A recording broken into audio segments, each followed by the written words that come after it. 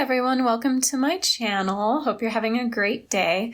Sorry that I am not on screen. I sort of lost good daylight to be able to be on screen because it's getting dark earlier now. But I did want to go ahead and share this very quick art tips, tricks, and hacks video with you. So right now this is just slightly sped up. I am laying down a field of watercolor. I've got my cadmium red light and plain cadmium yellow that I'm laying down.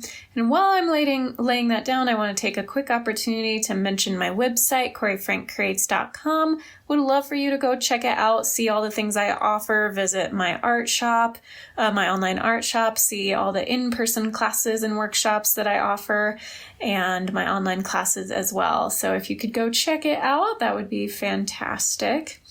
And here we are, just finishing up filling that in a little bit. And I just want to have fairly bold colors, so I filled it in pretty quickly, and I wasn't being really careful with it because I just wanted to have a field of fairly vivid color laid down so then I could show you how to use an art sponge to create sun rays. So you see it dried, it kind of lightened up as it dried. I have here my art sponge, and it was already a little damp, but I wanted to go ahead and add more to it. So I kind of submerged it in the water, wrung it out a bit. And I didn't want it to be too dry, but I also didn't want it to be sopping wet. If it's sopping wet, it's just going to create big puddles all over the place.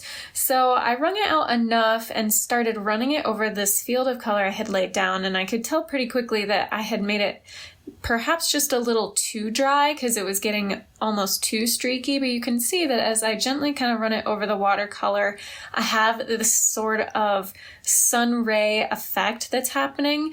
And when you add just a little more water and don't wring it out as much, you get a more even lifting of the paint there. So you can see it's a little smoother up at the top and at that right side. So I went ahead and did that again, got my sponge damp, just wrung it out a little bit so that it wasn't sopping wet, and then you run over your paint several times in sort of a certain direction to make it look like sun rays. You can also use this to lighten paint in areas where maybe you got it a little too dark. So just a very quick and handy tip for creating a sun ray effect with a sponge. Pretty easy. Oh, and here I am just going back in and kind of smoothing things out because it got a little too streaky at the bottom. So I again just took a slightly damp sponge, sort of smooth things out on the side there, and that's all it takes.